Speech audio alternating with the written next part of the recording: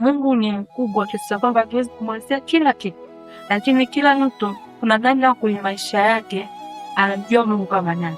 Ukimuuliza Musa Mungu ni nani kwake, kuna namna atakwambia, lakini tu ukimuuliza Adamu Mungu ni nani kwake, pia atakujibu majibu tofauti.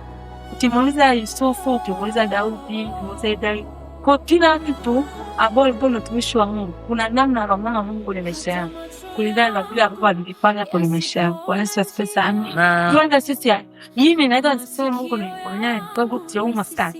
Kwa sijui sana kumyakalia uponyaji kwa siku.